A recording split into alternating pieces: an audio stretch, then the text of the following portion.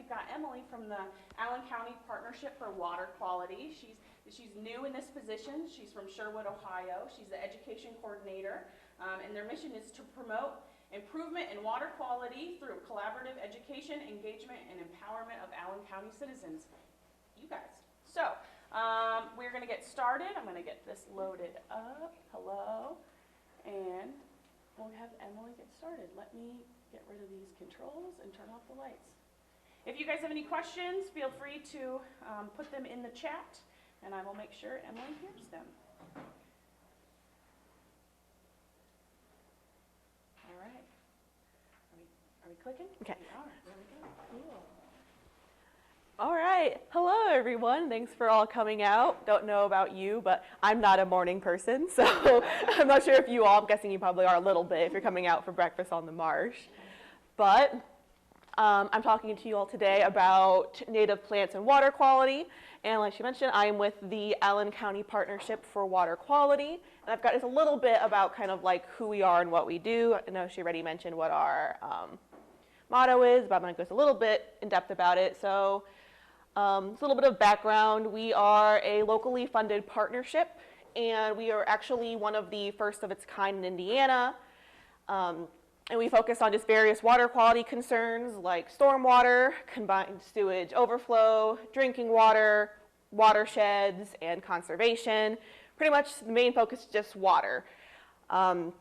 We are technically a part of the Allen County Department of Environmental Management, but we work a lot inside with the county surveyor's office. So we serve the Allen County area. And as you mentioned, our motto, it's the Allen County Partnership for Water Quality strives to promote improvement in water quality through collaborative education, engagement, and empowerment of Allen County citizens. So we like to come out to events like this and talk to you all about certain things you can do to kind of help with the water quality in the area. We like to go to events. We're actually going to be at the Earth Day Fort Wayne event at Little River too, and next week. I guess it's kind of like next week. All right, so I'm going to get into actually about native plants. I'm going to focus mostly on how they help with water quality, but I'll kind of end a little bit of like other benefits of native plants as well. To kind of start, I'm sure you all pretty have a familiarity of what native plants are, but I just kind of put a little bit of a definition on here just as like a reminder. So they are indigenous to a given area. So they are the plants that grew here naturally. They weren't brought over from anywhere. And because of that, they are adapted to their locations. So they are adapted to like the rainfall in the area, the climate, which is also rainfall, the soil. They're a lot more tough than a lot of like the other ones that are brought in from other areas as well. And a big thing about the native plants, like I mentioned, is that they're very helpful with water quality. There are 5 topics I'm going to focus on today about how they really help with water quality, and that has to do with erosion, just using less water in general, less fertilizer. They operate as natural filters, and they also help with flood control. So I'm going to start by going into depth about erosion. So again, I'm sure you probably all have a familiarity with what erosion is, but just a little bit of a refresher. It's the gradual wearing away or removal of land surface material, especially rocks, sediments, and soils by the action of water, wind, or a glacier. And erosion is a natural phenomenon. It happens all the time, no matter what. Even if we weren't around, soil would still erode. But that all said, it still can impact our water quality, even though things are natural, even if they are going to happen regardless, it can still impact the water and how we interact with it, especially since we are using the water to like drink and other things. So when it comes to like the rivers and streams, 60% of the eroded soil actually ends up in those rivers, streams, and lakes. So when it like erodes off, let's say if you have like a field or something, it's kind of easiest to imagine fields, I think. I feel like we always think of fields when we think of erosions and farmers, but it's not only farmers. But the majority of those sediment and soil ends up in the streams. And same thing with whenever you have creeks or streams or anything, that edge where it erodes as time goes on, making the river wider. That all typically mostly goes into the rivers as well. And it's not as simple as just like the soil or the dirt going into the rivers. It's anything that's on top of it. So any fertilizers that were put on, so if it's farmland or something and they have fertilizer left over, that'll go right into the streams, as it's like pesticides and just various pollutants. So if there's any litter or anything, that'll also just kind of flow right in. Another aspect of the erosion is that it does clog the natural flow of waterways. It can cause an increase in flooding because it's just excess dirt. Yeah, did you have a question? Don't most pesticides lose their potency long before they ever get into a river? It depends. I mean, If it's applied well, like it's not applied like in excess and is applied like before rain and stuff like that, typically it does just kind of work to kind of combat the pests, yeah, that's the word I want to use, the pests. However, if it's just kind of like put on excess or anything, like if you have like a small, I don't know numbers, sorry, but if you have like a small area like in your yard and you're like spraying a bunch of pesticides on it and it rains like the next day or something, most of that will probably get washed in. So it really kind of comes down to excess. Same with like fertilizers and everything, where if it's used correctly, it can really help benefit your plants and won't cause excess harm to the water. However, if you're applying it in excess, because I think, let's see if I can remember what the 4 R's are. I know there's like the 4 R's of like nutrient stewardship, and it has to do with kind of like when to apply like those fertilizers and pesticides, and it's like right source, right time, right, oh gosh, the other ones pretty much just have to do with like the right rate. right rate, good, yeah. Can you tell I'm not a farmer? But essentially, the whole idea has to come with making sure you're applying the correct fertilizers for the correct plants, making sure you're not putting on too much, making sure that you are putting it on when the plants need it. Like again, I don't know a lot about it or anything, but depending on time of year, they might need different nutrients. So that, and then I don't want to repeat myself, so I feel like I covered them all there. But so yes, in themselves, they're okay if they're used in moderation and at like the right time and everything. But if it is kind of just like thrown on or something, they can kind of wash in. Does that kind of make sense? Or Yeah. Okay, perfect. So, oh yeah, and then like the last aspect of it, just kind of like topsoil in general. Most of the eroded soil is topsoil. So, and that topsoil is what holds the most nutrients for those crops and for those plants, and also a lot of moisture is held in that topsoil as well. So whenever you have like large aspects of this soil eroding, you're kind of losing all of that soil, which again makes you kind of have to apply more fertilizer, and it's kind of like a never-ending loop, right? You're losing your topsoil, so you're applying more fertilizer. You have another rainstorm, you lose more of it, and kind of goes on and on and on. However, a good thing about native plants is that can kind of help with this actual erosion problem. And that's just the main reason is because they have a deeper root system. A lot of non-native plants, they just kind of like stay on the surface level. So they can't really help keep the soil intact. But when you have the native species, since they have the deeper root system, they can help keep the soil intact and help stabilize the soil. And also if you just kind of have more plants in an area as well, and kind of help prevent open areas from wearing away.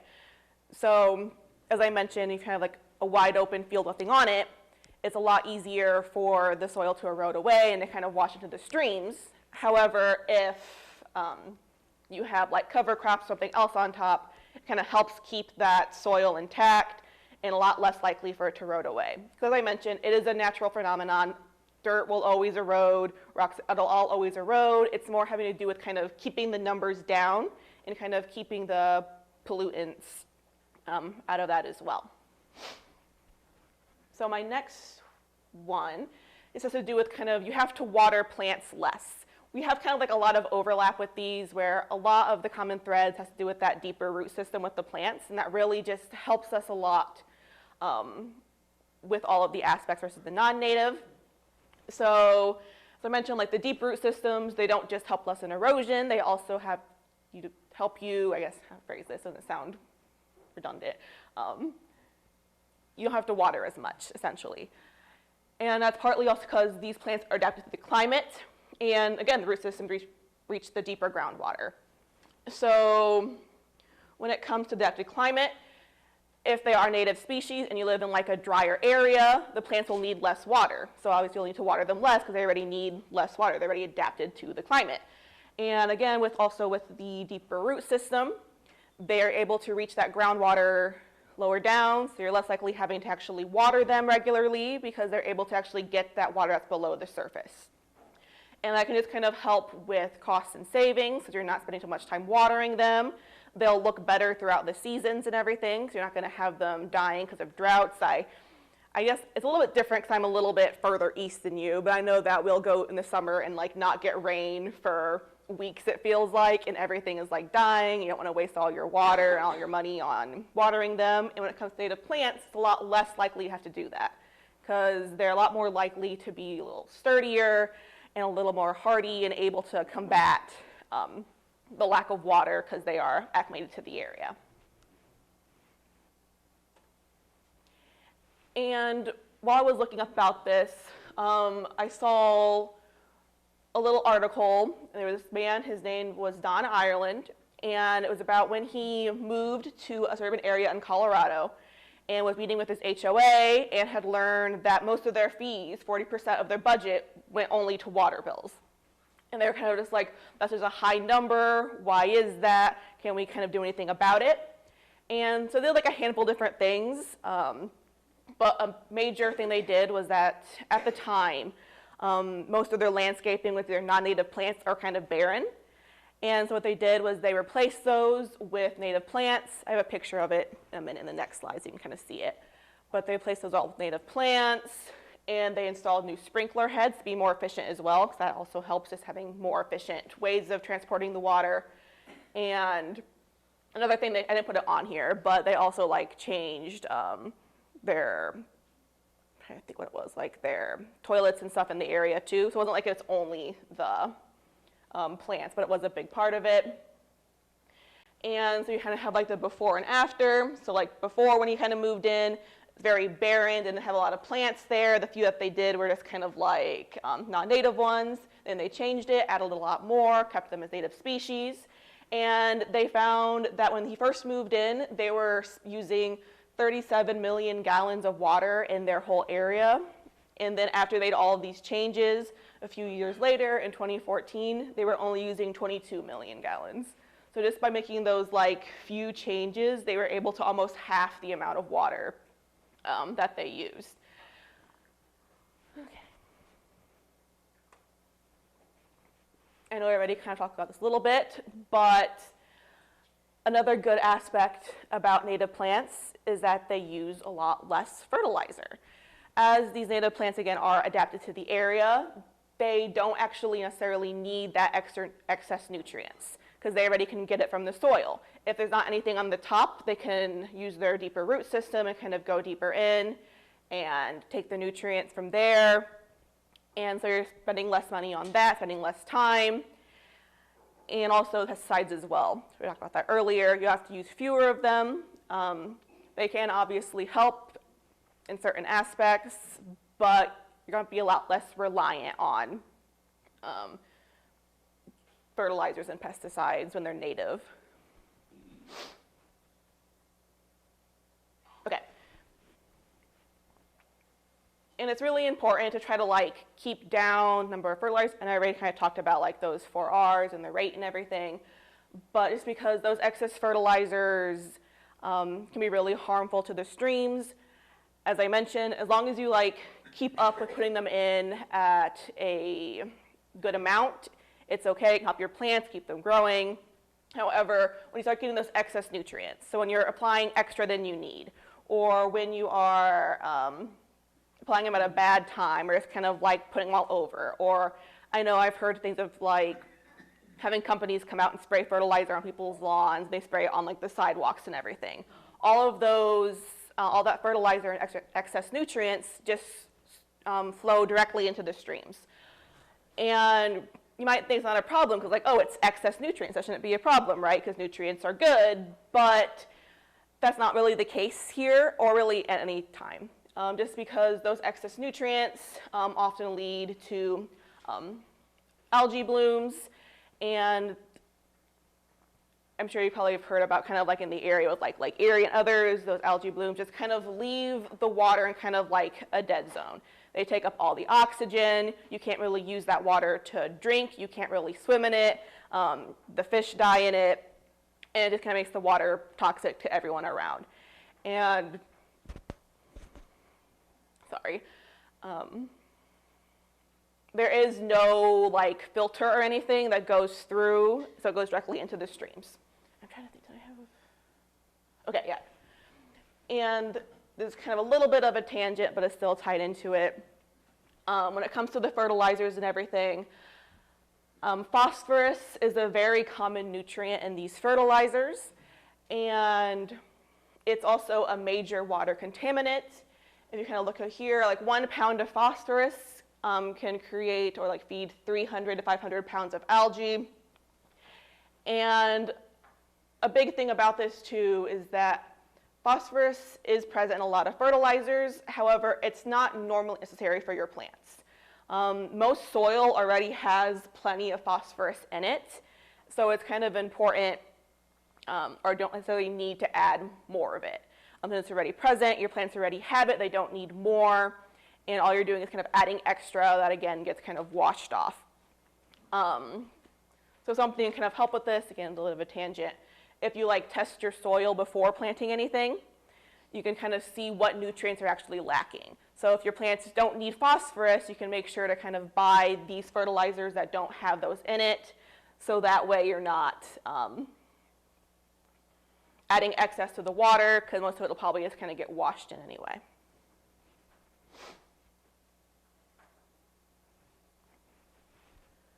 My next one has to do with how native plants also operate as natural filters.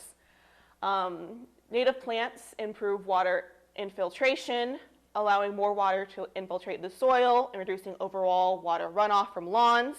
Here's kind of like a little bit of like a double thing going on here. Let's see my next one. Okay.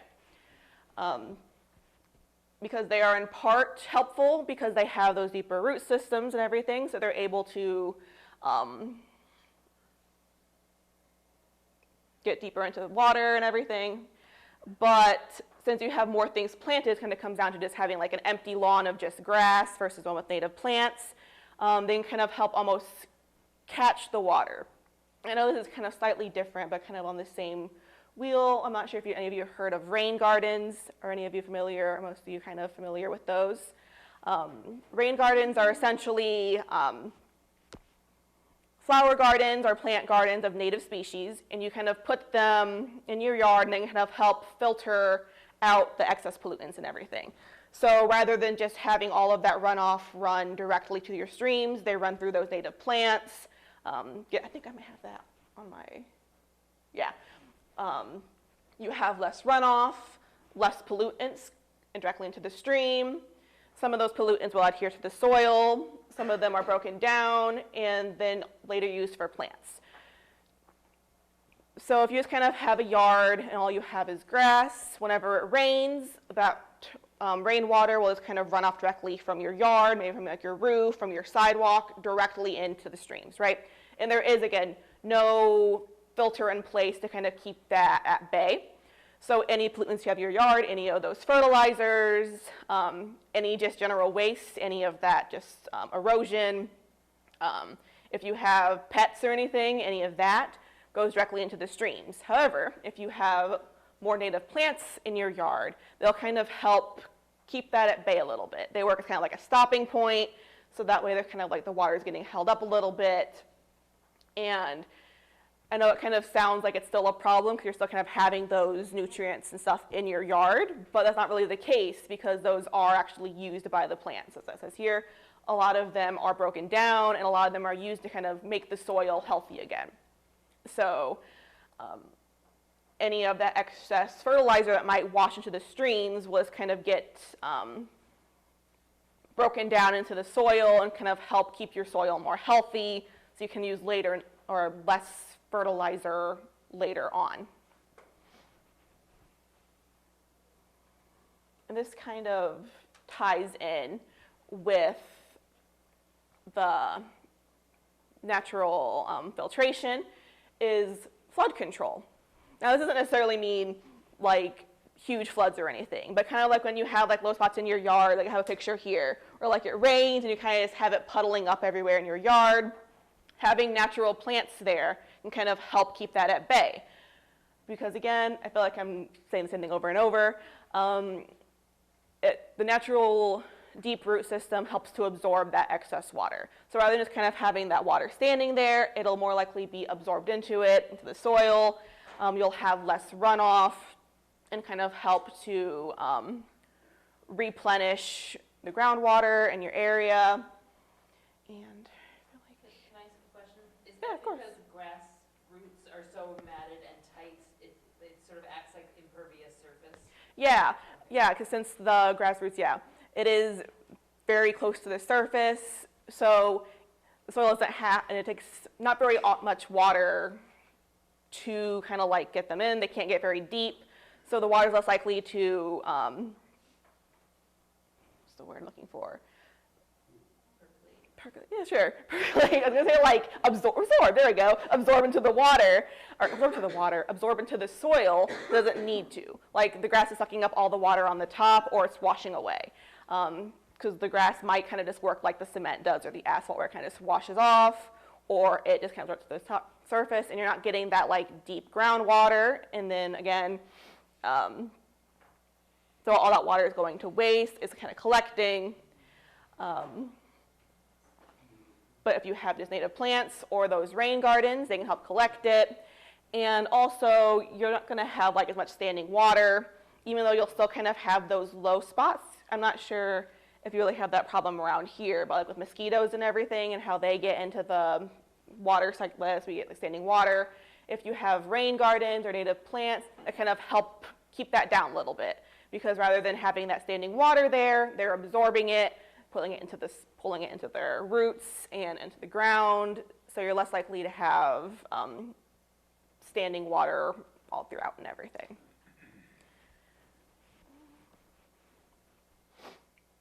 And those are pretty much the main things when it comes to like actual water quality. And most of it kind of comes down to that root system. That's really the main important factor of those native plants, what really helps them be beneficial versus the non-native ones. But there's also other benefits as well. These ones are a little bit more, I would say like on a personal level. I guess biodiversity not so much, but more like on a personal level of like, oh, they are less maintenance and they cost less, or it's kind of easier. But they also can help attract beneficial species and biodiversity and improve the soil. I talked about the improving soil earlier because they help catch those excess nutrients, help catch that excess water, which kind of helps it to infiltrate the soil, so you're not having to apply as much to it. But when it comes to the other ones, for the beneficial species and biodiversity, these are kind of tied. They're kind of very similar in how they react, because you have the flowers, they provide nectar for pollinators, and then for biodiversity, it supports native insect populations.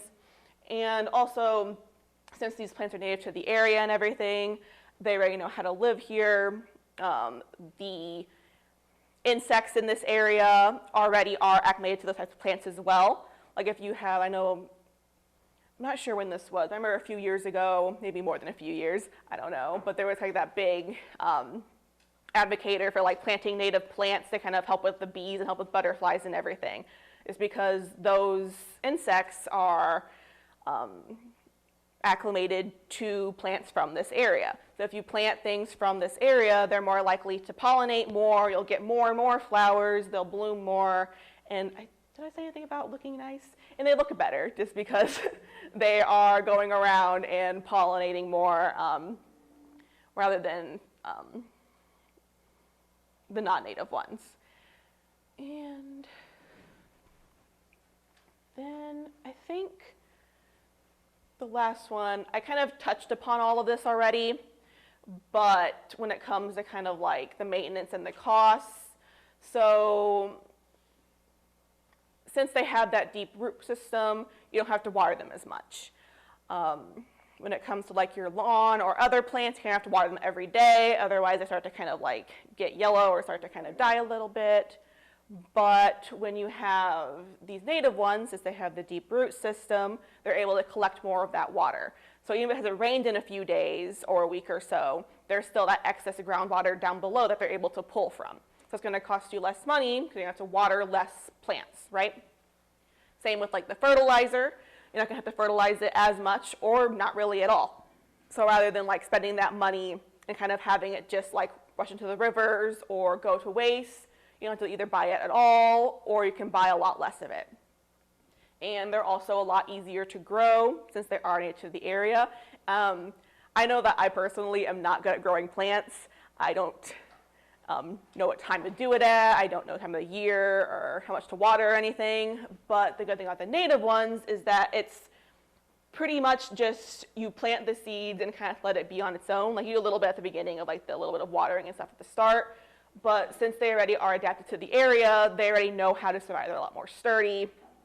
It's a lot less effort, a lot less anything else. And then with that also comes less upkeep because they are acclimated and you don't have to like work as hard. So rather than having to spend a lot of money, taking all this excess time, you can kind of just plant them. You still have the beautiful yard. You still have the beautiful like aesthetic if you're looking for that. But you also kind of have the plants coming in, the insects coming in, the less water and cost and everything as well. And I think that's pretty much it about native plants and everything. I feel like I think I covered all of it. Did any of you have any questions about either any native plants or, yeah, sure.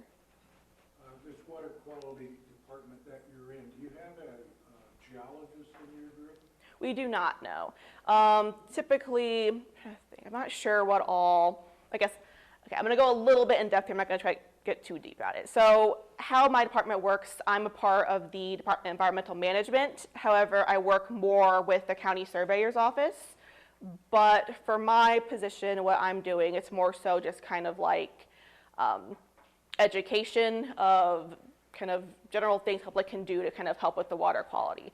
And so I get most of my information from other groups in the area, so like Soil and Water, Environmental Management, Friends of the River, the Project and stuff like that.